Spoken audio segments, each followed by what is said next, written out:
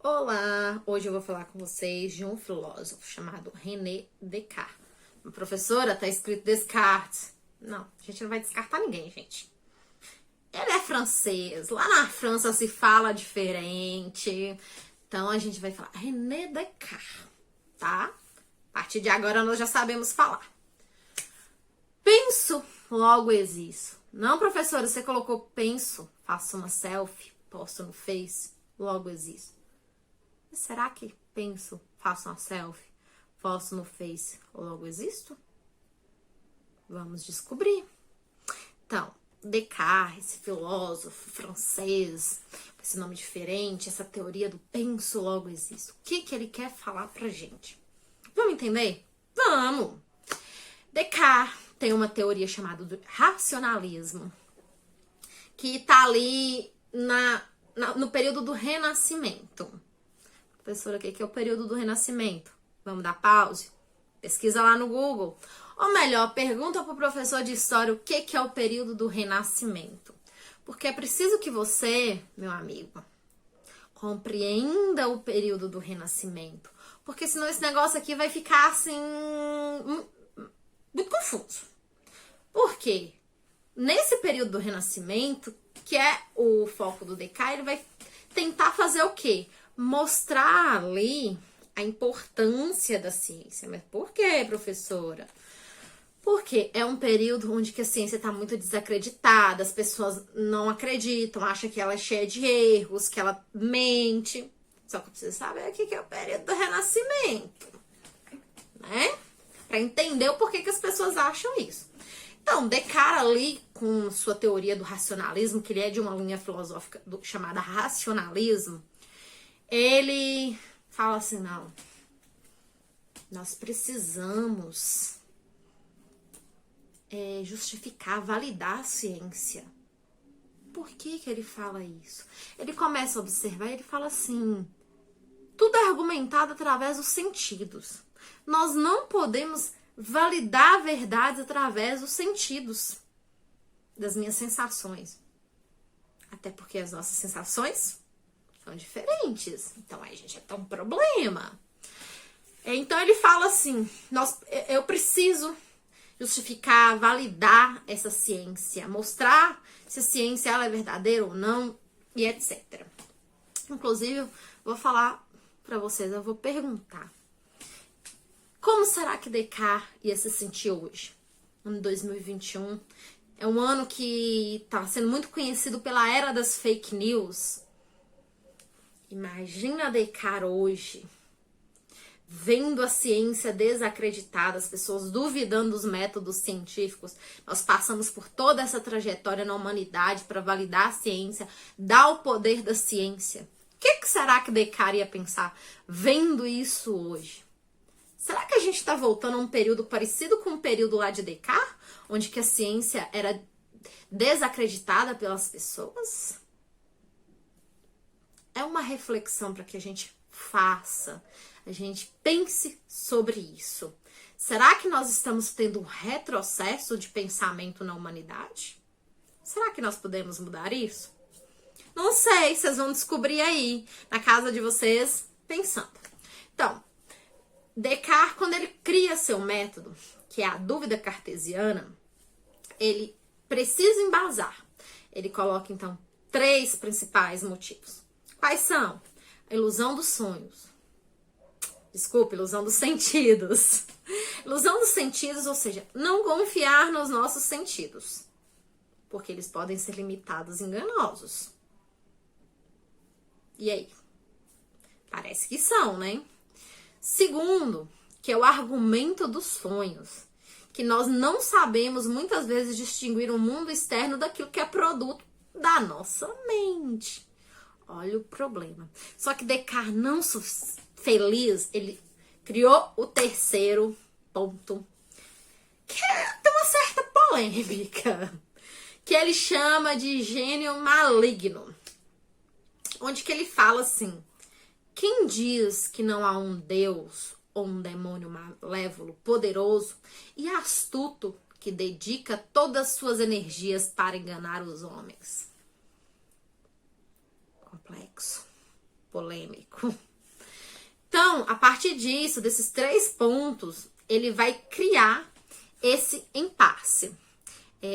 Vai ter esse impasse de como poderia Descartes encontrar certezas irrefutáveis. Se, ao mesmo tempo, ele acredita que deveria duvidar de tudo aquilo que se apresentasse para ele.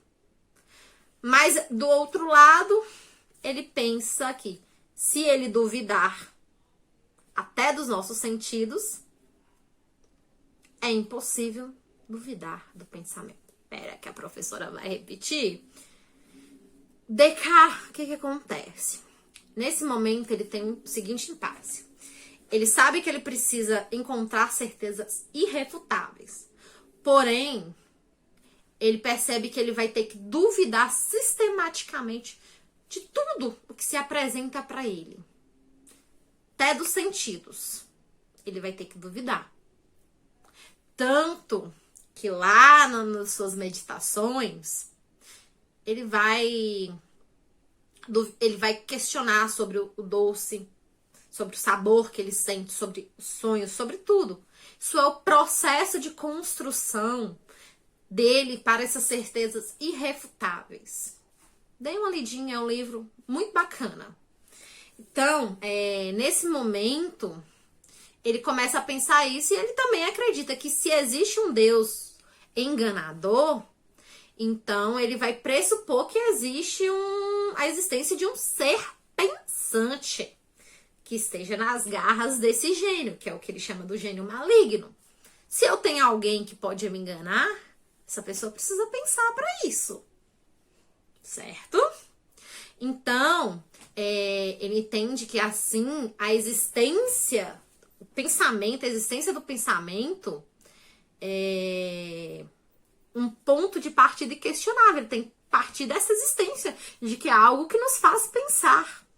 E essa é a certeza de qual Descartes edifica seu método filosófico. Por isso que nós chegamos ao penso, logo existo. Se eu tenho algo que possa me enganar, esse algo precisa ser pensante. Então, eu tenho que partir do princípio de um ser pensante. Se eu parto do princípio de um ser pensante, penso, logo existo. Só que assim, a gente achou que Descartes resolveu o problema dele. Não resolvemos o problema. Descartes, ele entende ainda que a única certeza do homem é o eu, ou seja, o meu pensamento e a minha existência. E aí ele precisa encontrar a ponte que liga essa certeza que reside no indivíduo à incerteza do mundo externo.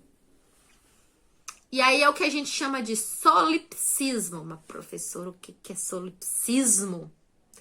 É a doutrina segundo a qual só existem o eu e as sensações, sendo outros entes, seres humanos e objetos, partícipes de uma unicamente pensante. Então, assim, ele começa a pensar que se a única certeza que ele tem é o eu, ou seja, o meu pensamento e a minha existência, será que eu vou cair nesse solipsismo de achar que só existe o eu e as minhas sensações? Então, ele vai aí criar uma ponte entre esse pensamento subjetivo e a realidade objetiva. Então, ele afirma que o pensamento é a sua única certeza. Esse seria composto por ideias. Gente, isso é muito parecido com a matemática. Descartes, ele tem uma construção matemática em todo o seu pensamento. Para quem não sabe, depois a gente estuda lógica matemática na filosofia. Mas que é outro ponto, né? Mas que eu já gravei um videozinho falando sobre isso para vocês, né? Então, ele vai entender que uma ideia ela é só válida na medida em que ela for clara e distinta, suficiente para que seja diferenciada das outras. Se eu tenho ideias confusas, não vai rolar para Descartes. Se a gente pensar, tem uma certa razão isso, né? Porque se minha ideia tá confusa, Como é que eu vou argumentar algo se minha ideia tá confusa? Eu preciso que ela seja clara, distinta, para que ela possa ser compreendida, para que eu possa emitir essa ideia. Então aí ele coloca pra gente que existem 3 tipos de ideias. As ideias inatas, que são as naturais, que se encontram no indivíduo desde o nascimento, que não são adquiridas pela nossa experiência, são ideias que nós nascemos com ela. As ideias adventícias, ou seja, aquelas empíricas, que nós formamos ao longo das nossas vidas, né? E as ideias factícias ou da imaginação. Facinho, né? Que a gente forma na nossa mente, a partir de outras ideias. Então, quando ele encontra esse problema, ele desenvolve que nós temos 3 ideias inatas, que nascem com a gente, as adventícias ou chamadas empíricas. Inclusive, o empirismo é uma outra linha de pensamento da filosofia, que é isso, que são as ideias que são adquiridas ao longo da nossa experiência.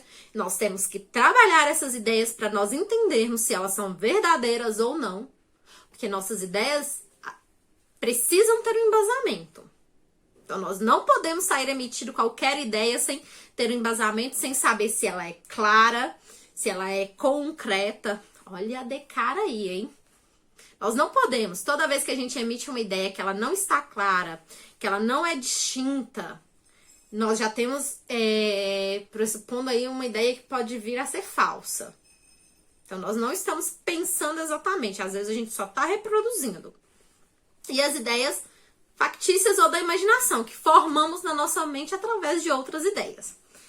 Então, são a partir dessas ideias, e principalmente das inatas, que Descartes fundamenta sua prova da existência de Deus.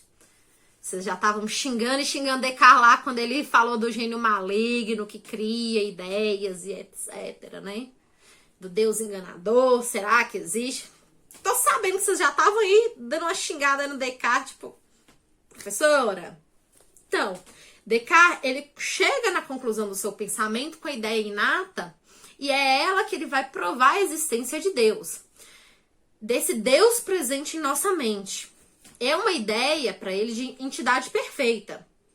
O homem, por si só, seria incapaz de chegar a clara e distinta ideia de qualquer perfeição, já que não há nenhuma correspondência para ele desse ideal no mundo concreto. Nós não temos um ideal desse Deus. Por isso que é inato, nós nascemos com isso. Para Descartes, não estou afirmando nada, certo? Então, assim, a ideia de perfeição seria inata do homem por Deus, certo? E aí fala-se, né, que se Deus existe, fica provado o mundo por ele. Também, criado por ele, também vai existir. Mas é toda uma outra história que merece aí uma abordagem muito mais complexa. Sei que Descartes não é tão fácil de compreender. E esses minutinhos que eu falei pra vocês foram só pra gente entender de onde Descartes sai e pra onde ele vai, pra ele chegar no logo existo. E nesse final,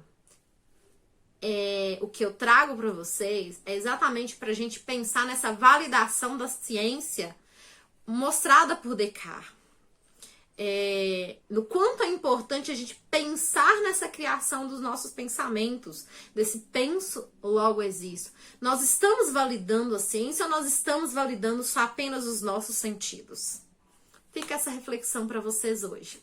Beijos!